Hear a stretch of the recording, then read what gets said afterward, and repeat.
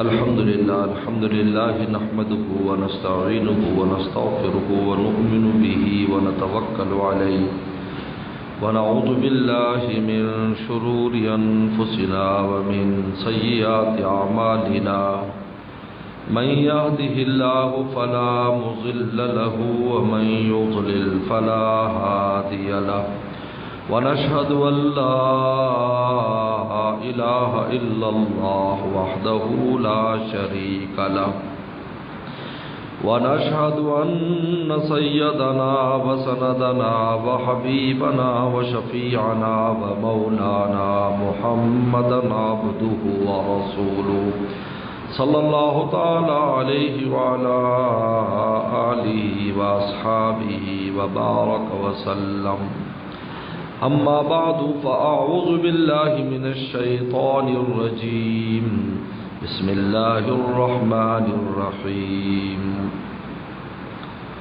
وعد الله الذين آمنوا منكم وعملوا الصالحات ليستخلفنهم في الأرض وقال النبي صلى الله عليه وسلم حب الوطن من الإيمان أو كما قال عليه الصلاة والسلام صدق الله وصدق رسوله النبي الكريم۔ حضرات علماء کرام، طلباء اعزام، میرے محترم بزرگ اور دوستو، طالبات، فاضلات، عالمات اور میری ماں بہنوں، آج پاکستان کی آزادی کا دن ہے جو ہر سال بڑی محبت اور شوق کے ساتھ منایا جاتا ہے، اور اس عہد کی تجدید کی جاتی ہے جو پاکستان بناتے وقت اس قوم نے کیا تھا۔ انسان کے تین وطن ہیں، مومن کے تین وطن ہیں، مسلمان کے تین وطن ہوتے ہیں۔ ایک وطن ایمانی وہ مدینہ شریف ہے، وطن ایمانی وہ مدینہ شریف ہے۔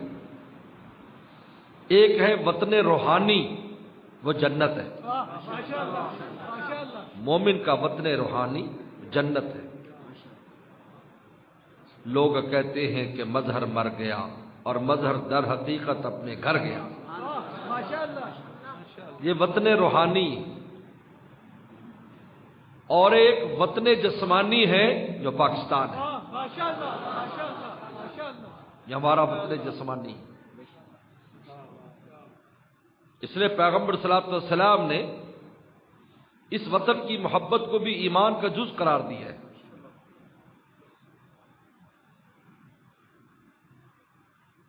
اس لیے پاکستان کی مخالفت کو کفر قرار دیا علماء نے کہ کفر ہے پاکستان کی مخالفت کرنا، کیونکہ یہ پاکستان قومیت کی بنیاد پر، لسانیت کی بنیاد پر، مال و دولت کی بنیاد پر،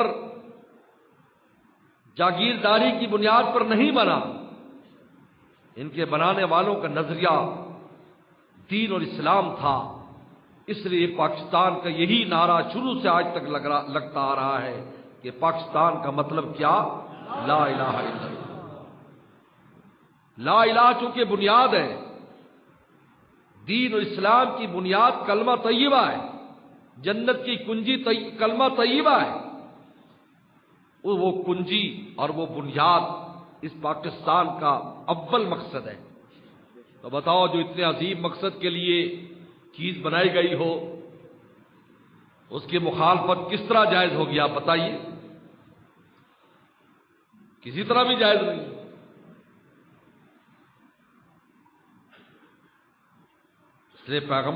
پیغمبر سلام نے احادیث مبارکہ پڑھی ہے کہ پیغمبر سلام کا وطن مکہ شریف تھا۔ آپ جب مکہ شریف چھوڑ رہے تھے، آپ کی آنکھوں میں آنسو تھے اور آپ فرما رہے تھے، اے مکہ، اگر مجھے لوگ یہاں سے نہ نکالتے میں کبھی نہ نکلتا۔ جناب ہجرت فرما کر مدینہ شریف چلے گئے۔ مدینہ شریف میں مکہ یاد آتا تھا، حضرت بلال کے بارے میں بخاری شریف میں آتا ہے کہ جب انہیں بخار ہوتا، چونکہ مدینہ شریف میں بخار بہت ہوتا تھا، جب انہیں بخار ہوتا تو وہ زور سے کہتے کہ کاش وہ دن آئے کہ میں مکہ کے ان پہاڑوں پر جا کر پھروں، ان چشموں پر پھروں جہاں پر میں پھرا کرتا تھا۔ اما عائشہ صدیقہ رضی اللہ تعالیٰ عنہ نے یہی بات رسول اللہ کو بتا دی کہ بلال جب بیمار ہوتا ہے تو بے اختیار مکہ کو یاد کرتا ہے، تو سرکار دو عالم کے ہاتھ اٹھے، اے اللہ میرے دوستوں پر مجھے اور میرے دوستوں کو مدینہ شریف مکہ سے بھی زیادہ محبوب فرما دے، اور اس کے ایک سا میں 2 سا والی برکت ڈال دے، اور اس کے ایک مد میں 2 مد والی برکت ڈال دے، اور اس کی بیماری کو 2 جوفہ کے اندر لے جا۔ اس کے بعد جب یہ دعا رسول اللہ نے فرمائی، پھر مدینہ کی محبت نہ صرف صحابہ کے دل میں بلکہ قیامت تک آنے والے ایمان والوں کے دل میں وطن ایمانی کی حیثیت سے بیٹھ گئی۔ آپ اس سے اندازہ کر سکتے ہیں کہ اللہ تعالیٰ نے جس سرزمین پر انسان کو رکھا ہوتا ہے، اور وہ سرزمین بھی وہ ہو جو آپ آزادی سے سانس لے رہے ہیں، آزادی سے نماز پڑھ رہے ہیں۔ اللہ ابھی طالب علموں نے، بچوں نے بڑی خوبصورت بیانات اور بہت خوبصورت نظمیں پیش کی۔ میرا دل رو رہا تھا کہ وہ جگہ جہاں آزادیاں تھیں، جن میں میرے والد صاحب کا وطن بھی ہے، آج وہاں اللہ تعالیٰ کا نام لینا بھی مشکل ہے، آج وہاں قرآن پڑھنا بھی مشکل ہے، آج وہاں اذان دینا بھی مشکل ہے، آج ہماری ماں بہنوں کو برقع لینا بھی مشکل ہے، آج ہمارے مسلمانوں کو داڑھی رکھنا بھی مشکل ہے۔ یا نماز پڑھیں، جیل جائیں۔ ایک عالم دین جس کو یہ کہا گیا کہ تم نماز چھوڑ دو، ہم تمہیں آزاد کرتے ہیں، انہوں نے کہا نماز نہیں چھوڑوں گا۔ 25 سال جیل میں رہے اس وجہ سے کہ نماز چھوڑ دو۔ اللہ ہمیں معاف فرمائے، ہم پاکستان میں رہ کر ظاہری چیزیں جو ہمیں کم مہیا ہوتی ہیں، بجلی چلی گئی، فلاں چلی گئی، فلاں چلی گئی، ہم اس ملک کو برا بھلا کہتے ہیں۔ ہم یہ نہیں دیکھتے کہ اصل چیز جس کو ہم نے خدا کے دربار میں لے کے جانا ہے وہ ایمان، اسلام اور قرآن ہے، وہ یہاں محفوظ ہے یا نہیں؟ دنیا کے کسی بھی باطل کو، جتنے باطل اور کفر ہے، اس کو آپ کی بجلی ہونے نہ ہونے سے کوئی غرض نہیں ہے، آپ کی سڑکیں اچھی بن جائے انہیں کوئی غرض نہیں ہے، آپ نے سارا کچھ بنا لے انہیں کوئی غرض نہیں ہے۔ وہ چاہتے ہیں یہاں سے قرآن ختم ہو جائے، یہاں سے علماء ختم ہو جائیں، یہاں سے دینداری ختم ہو جائے، یہاں سے اسلام ختم ہو جائے۔ وہ اس کے پیچھے کیوں لگا ہے؟ اس لیے کہ وہ جانتے ہیں کہ مسلمان کی اصل دولت ہی یہ ہے، اور ان لوگوں کے پاس یہ وافر ہے، اس کو ختم کرو۔ باقی چمکتی چیزیں یہ مادیت ہے۔ اس لیے ایک اللہ والے نے بڑی پیاری بات کی تھی، انہوں نے کہا مادیت کے مقابلے پر جب مادیت لاؤ گے تو جس کے پاس زیادہ مادیت ہوگی وہ جیت جائے گا، لیکن مادیت کے مال پر ایمان لاؤ گے سوال پیدا نہیں ہوتا کہ جیت جائے۔ پرانی مثالیں تو تھیں، ابھی تو اس دور میں میرے آپ نے بھی دیکھ لی، یہ پورے عالم کا کفر جمع ہو کر ایمان والوں کے مقابل پر آیا، کیا لے کر گیا؟ ایمان اور مادیت، کبھی مادیت جیت نہیں سکتی، کیوں قرآن نے کہا وَالْعَاقِبَةُ لِلْمُتَّقِينَ، فرمایا انجام ہم نے متقیوں کے ہاتھ میں دے رکھا ہے، وہ جیسے چاہے فیصلے کرے۔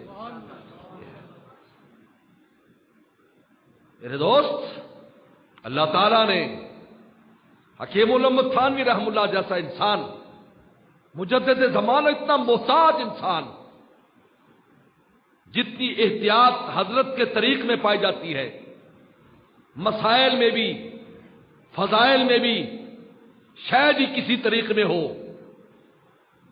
حضرت نے ذرا بھی کسی شے کی گنجائش نہیں چھوڑی۔ لیکن جب پاکستان کی بات آئی، پاکستان بنانے کی بات آئی، مولانا شوکت علی حضرت تھانوی رحم اللہ کے پاس گئے، تھانہ بھون میں بات رکھی، استخارہ کیا، غیبی اشارے ہوئے، حضرت نے تحریک کا حصہ بننے کا اعلان کیا، اور یہ نعرہ تھانہ بھون سے نکلا، بن کے رہے گا پاکستان، لے کے رہیں گے پاکستان۔ بولو، بن کے رہے گا، لے کے رہیں گے۔ یہ نعرہ تھانہ بھون کی خانقاہ سے نکلا ہے۔ جب یہ نعرہ نکلا ہے، کیفیات بدل گئی، کیونکہ کسی بھی تحریک کی کامیابی کے لیے اس کے سر پر کسی بڑے اللہ والے کا ہونا ضروری ہے۔ اگر تحریک ختم نبوت کامیاب ہوئی ہے تو بڑے بڑے اللہ والوں کی سرپرستی کی وجہ سے، ان کے مشوروں کی وجہ سے، ان کی دعاؤں کی وجہ سے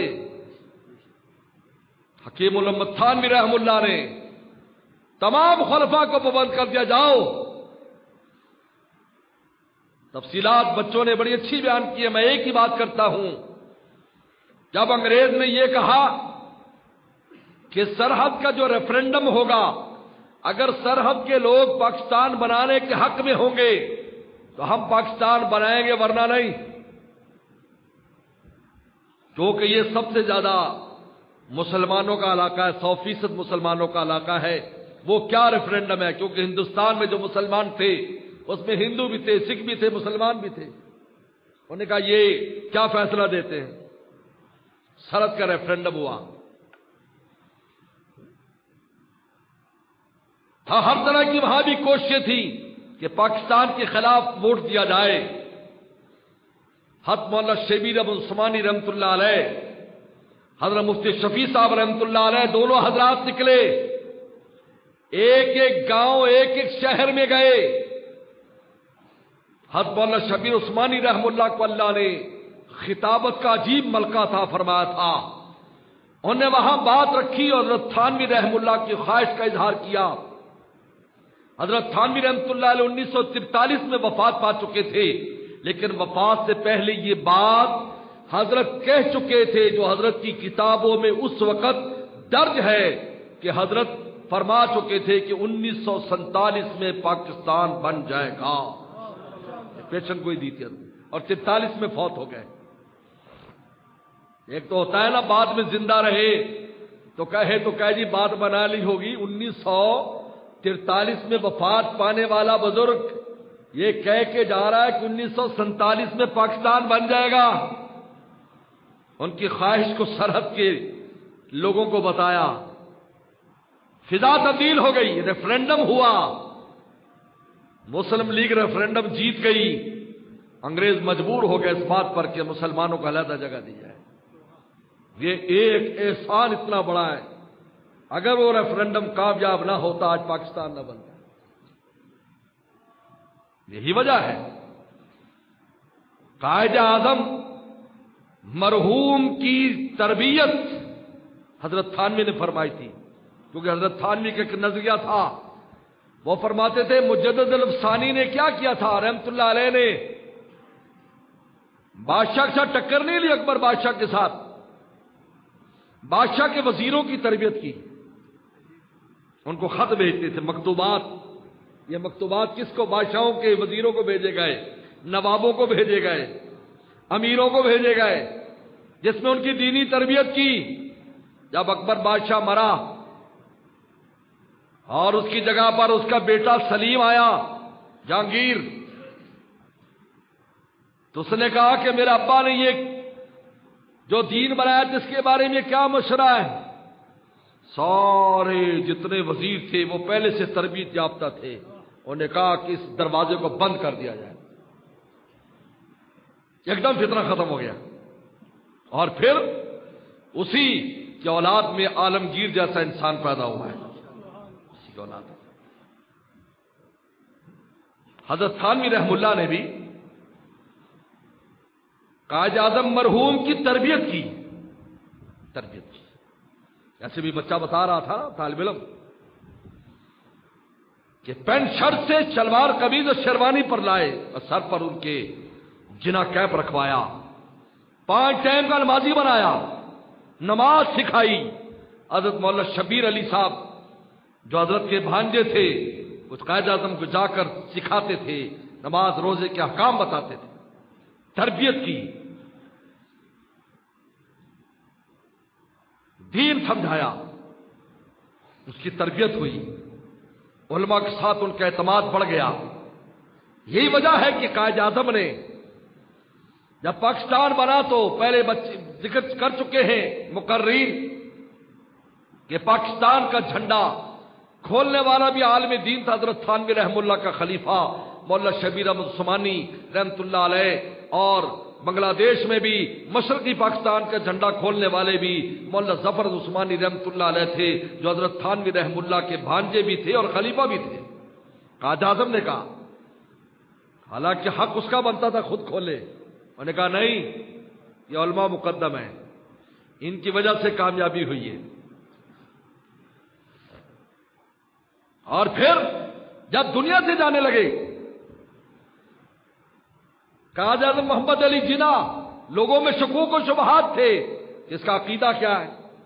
آج بھی جیسے بے وقوف لوگ کہہ دیتے ہیں کہ وہ یوں تھا، وہ تھا، تو تحقیق کچھ نہیں۔ انہیں وصیت کی میرا جنازہ مولانا شبیر عثمانی پڑھائیں گے۔ یہ کیوں وصیت کر رہا ہے؟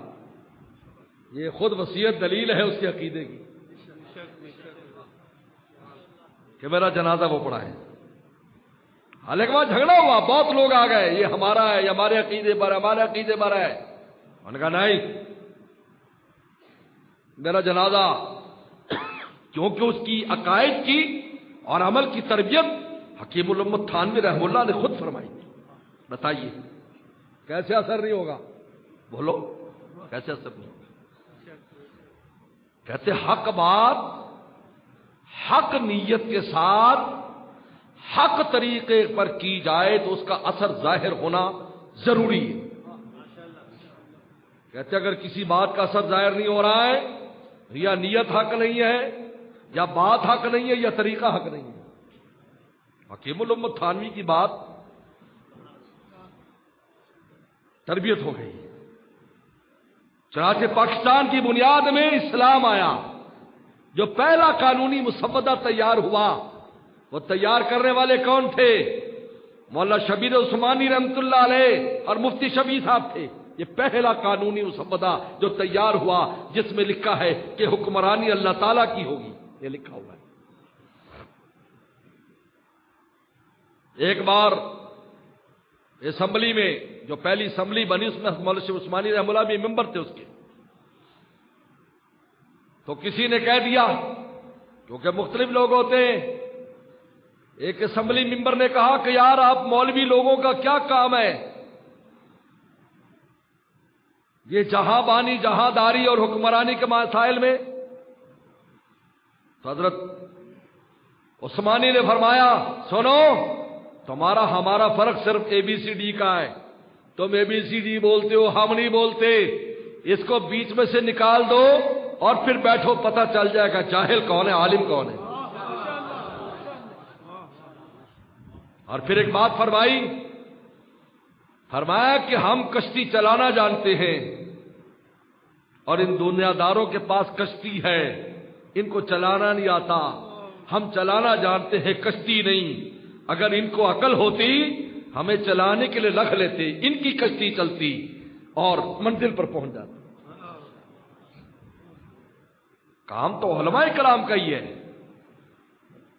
اس لیے بنی اسرائیل کے یہ علماء تسوسهم الانبیاء، انبیاء سلام چلایا کرتے تھے، حکمرانوں کو گائیڈ کر کیسے چلانا ہے۔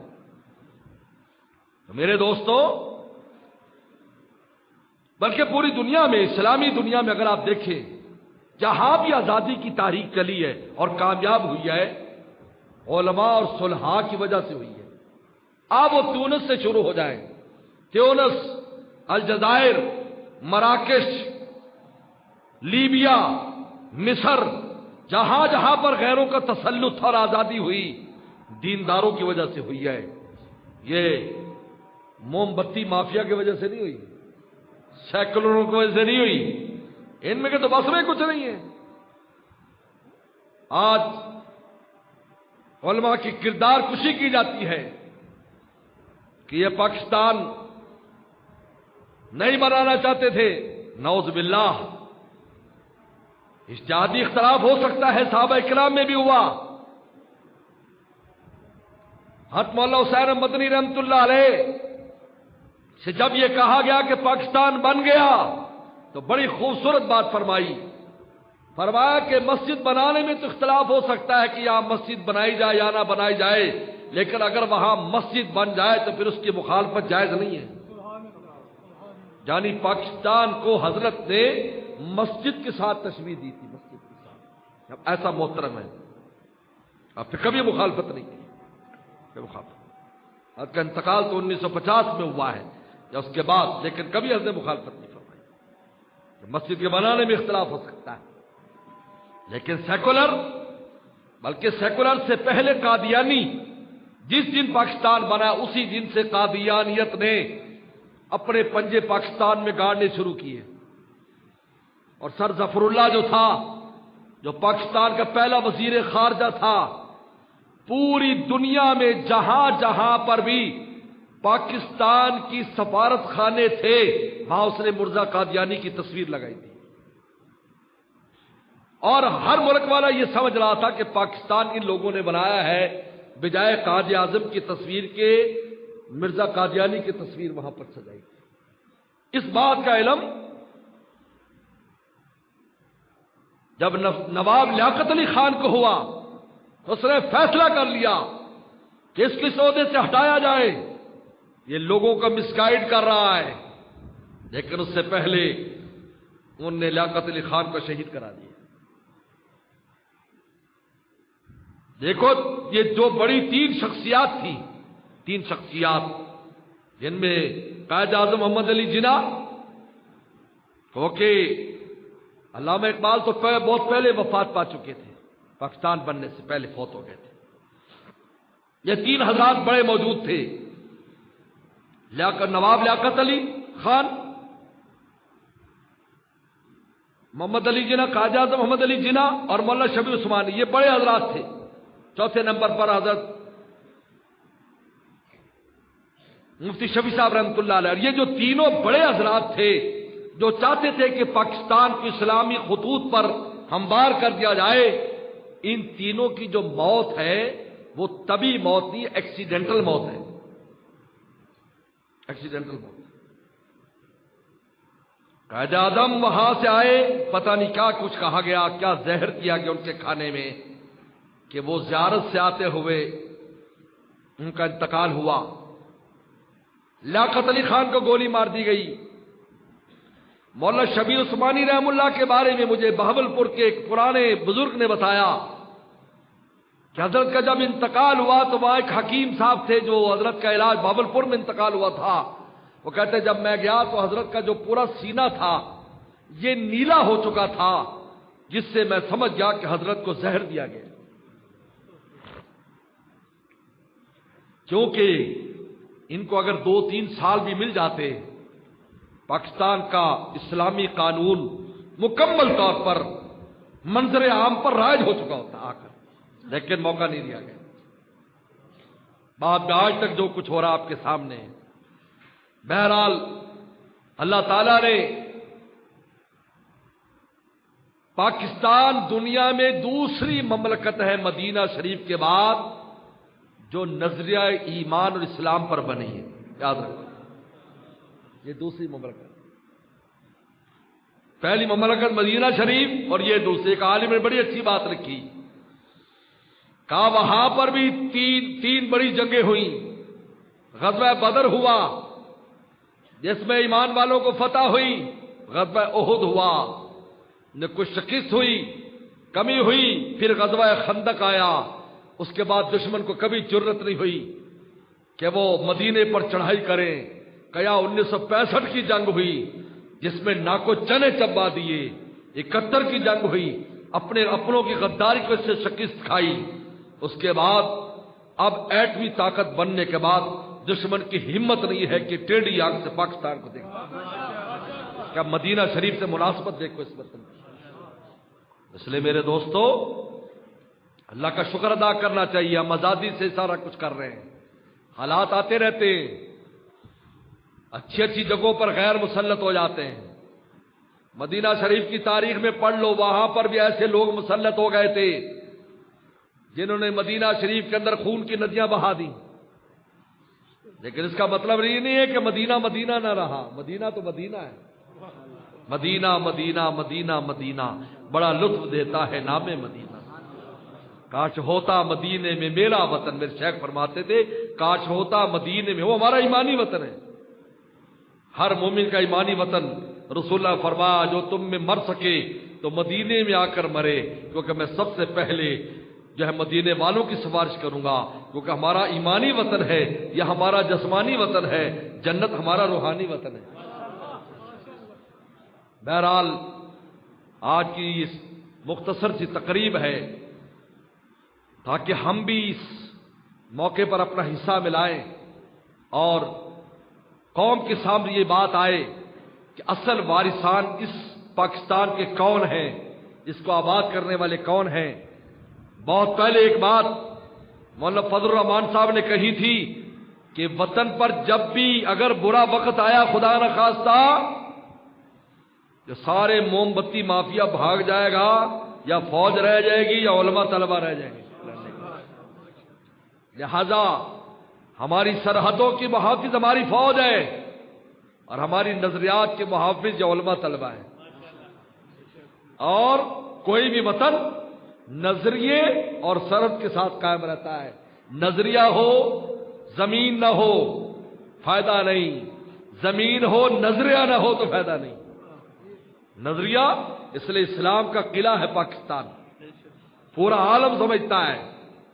میرا دنیا میں جانا ہوتا ہے, لوگوں کی خواہش ہوتی ہے ہمارے بچے پاکستان میں جا کر دین سیکھ لیں. یہ واحد ایک ایسی چیز ہے دین اور اسلام اور علم دین کہ جو پوری دنیا یہاں آنا چاہتی ہے, جبکہ باقی تعلیموں کے لیے دنیا ہماری باہر جانا چاہتی ہے, لیکن دینی تعلیم کے لیے پوری دنیا کے لوگ یہاں آنا چاہتے ہیں, کیونکہ اللہ تعالی نے اس کو اسلام کا قلعہ بنایا ہے. بس اس وطن کی قدر کریں, اس سے محبت کریں اور اس سے محبت ایمان کا حصہ سمجھیں, اپنا اچھا کردار پیش کریں, محبت کو پھیلائیں. میرے مرشد فرماتے تھے وطن میں محبت کو عام کرو. جو بھی نفرت پھیلا رہا ہے یہ غیروں کے لیے کام کر رہا ہے. ہمارا کام ہے محبت پھیلانا. مدرسہ ہو وہاں سے محبت, خانقاہ ہو وہاں سے محبت, سکول ہو وہاں سے محبت, کالج ہو وہاں سے محبت, مسجد ہو وہاں سے محبت. محبت پھیلاؤ. جب تک ہمارے اندر اتحاد اور اتفاق نہیں ہوگا اس وقت تک ترقی نہیں ہے. ترقی کی بنیاد اتفاق اتحاد ہے اور نظریے کی حفاظت ہے. میں تمام حضرات کا, ان بچوں کا بھی جنہوں نے اتنا اچھا پروگرام پیش کیا ہے, اور آپ تمام حضرات کا بھی شکریہ ادا کرتا ہوں کہ ہمارے ان جذبات میں شرکت کے لیے آپ حضرات تشریف لائے, وقت نکالا. اللہ تعالی ہم سب کو اس وطن کے ساتھ سچی محبت نصیب کرے اور اس کی حفاظت ترقی میں ہمیں اپنا کردار ادا کرنے کی توفیق عطا فرمائے. وآخر دعوانا علی محمد کما تحلو وفل بنا کمان تحلو فإنک انت اہل التقوی والمغفرہ. ربنا ظلمنا انفسنا وان لم تغفر لنا وترحمنا لنكونن من الخاسرین. اللهم انا نسألك الهدى والتقى والعفاف والغنى. اللهم احسن عاقبتنا في الامور كلها واجرنا من خزي الدنيا وعذاب الاخرہ. یا اللہ وطن عزیز کی خوب حفاظت فرما. یا اللہ پاکستان کی چپے چپے کی حفاظت فرما, اس کے ذرے ذرے کی حفاظت فرما. یا اللہ یہاں جتنا گند ہے اس کو دور فرما, اس کی خیر کو خوب ظاہر فرما, خوب ظاہری ترقی بھی نصیب فرما, باطنی ترقی بھی نصیب فرما, جسمانی ترقی بھی نصیب فرما, روحانی ترقی بھی نصیب فرما. کہ جتنے دشمن ہیں باہر کے یا اندر ہوں ان کو خائب اور خاسر فرما، ان کو ناکام فرما، اس کو صحیح ایمان اسلام کا قلعہ فرما۔ یا اللہ ملک و ملت کا درد رکھنے والے حکمران نصیب فرما، ملک و ملت کا درد رکھنے والے حکمران نصیب فرما۔ یا اللہ حکمرانوں کو خیر کے کاموں کی توفیق عطا فرما۔ یا اللہ اس ملک سے کرپشن کو دور فرما، رشوت خوری کو دور فرما۔ یا اللہ جتنے بھی خرابیاں جو وطنوں کو اور ملکوں کو تباہ کر دیتی ہیں، یا اللہ اس وطن عزیز سے دور فرما۔ یا اللہ تیرے نام پر لیا گیا، یا اللہ ہم کمزور ہیں، یا اللہ آپ بھی طاقتور ہیں، آپ کا نام بھی طاقتور ہے۔ یا اللہ اپنے نام کی لاج رکھتے ہوئے یا اللہ اس ملک کو مکمل اسلامی ڈھانچے میں ڈھال دے اور مکمل یا اللہ اس کو اسلام کا گہوارہ فرما، اسلام کا قلعہ فرما۔ یا اللہ یہاں پر خوب قرآن حدیث اور قال اللہ قال رسول کی صدائیں قیامت تک کے لیے بلند ہوتی رہے۔ یا اللہ مدارس مساجد خانقاہوں کی اور دینی جماعتوں کی خوب حفاظت فرما، دین والوں کی حفاظت فرما۔ یا اللہ محرم الحرام ہے، یا اللہ قرآن مجید بھی پڑھا گیا ہے، یا اللہ اس قرآن مجید کا ثواب یا اللہ امیر المومنین سیدنا فاروق اعظم رضی اللہ تعالیٰ عنہ اور یا اللہ تمام خلفائے راشدین، عشرہ مبشرہ اور کربلا کے شہداء اور یا اللہ آزادی پاکستان میں شہید ہونے والوں کو عطا فرما۔ یا اللہ ان سب کے درجات کو بلند فرما، اعلی علین میں جگہ عطا فرما۔ یا اللہ ہمارے شیخ فرحان صاحب کی والدہ بھی آج کے دن فوت ہوئی تھی، یا اللہ ان کی بے حساب مغفرت فرما۔ ہمارے والدین اساتذہ مشائخ عزیز اقارب سب کی بے حساب مغفرت فرما۔ یا اللہ اس ادارے کو دن دگنی رات چگنی ترقی عطا فرما، ہر قسم کی شرور و فتن سے محفوظ فرما۔ یا اللہ ہماری سرحدات کی حفاظت فرما، ہماری نظریات کی حفاظت فرما، ہر طرح کی عافیت ہم سب کو نصیب فرما، ہر طرح کی عافیت ہم سب کو نصیب فرما۔ یا اللہ ہمارے مرحومین مرحومات کی مغفرت فرما، بیماروں کو شفا عطا فرما۔ یا اللہ اس پروگرام کو تو قبول فرما، اپنی رضا کے لیے قبول فرما، وطن عزیز کے ساتھ تعلق محبت کی یا اللہ اس میں اضافے کا ذریعہ فرما۔ یا اللہ علماء نے جو علماء صلحاء کتنا عظیم الشان کردار اور اتنی بڑی قربانیاں ہیں، یا اللہ ان کو قوم کو سمجھنے کی توفیق عطا فرما، اور پاکستان میں علماء کا غلبہ فرما، دین والوں کا غلبہ فرما، یا اللہ اسلام والوں کا غلبہ فرما، حق والوں کا غلبہ فرما۔ یا اللہ جتنے بھی سیکولر اور موم بتی مافیا ان کو تباہ و برباد فرما، ان سے ہمارے ملک کی جان چھڑا۔ یا اللہ وطن عظیم کے چپے چپے کی حفاظت فرما، پورے عالم اسلام کی حفاظت فرما۔ یا اللہ جن بچوں نے طلبہ نے حصہ لیا ان کو برکت نصیب فرما۔ یا اللہ بہت خوبصورت پروگرام پیش کیا ہے، جنہوں نے بھی اس کے یا اللہ اس پروگرام کے کرنے میں جو کردار ادا کیا ہے، خصوصاً یا اللہ مولوی محمد طلحہ اور امجد صاحب اور دوسرے اساتذہ کرام، ان کو یا اللہ خوب برکت اور عافیت نصیب فرما۔ یا اللہ ہر طرح کی عافیت نصیب فرما۔ جتنے بھی حضرات یہاں پر شریک ہوئے اور جتنی خواتین اور بچیاں شریک کی، یا اللہ ان کو بھی برکت اور عافیت نصیب فرما۔ یا اللہ ہماری دعاؤں کو شرف قبولیت نصیب فرما۔ اللہم انا نسألک الخیر ما سألک منہ نبیک محمد صلی اللہ علیہ وسلم ونعوذ من شر ما استعاذک منہ نبیک محمد صلی اللہ علیہ وسلم انت المستعان ملک البلاغ ولا حول ولا قوة الا باللہ صلی اللہ تعالی علی خیر خلقی محمد وآل صحبہ اجمعین۔ السلام علیکم ورحمۃ اللہ وبرکاتہ۔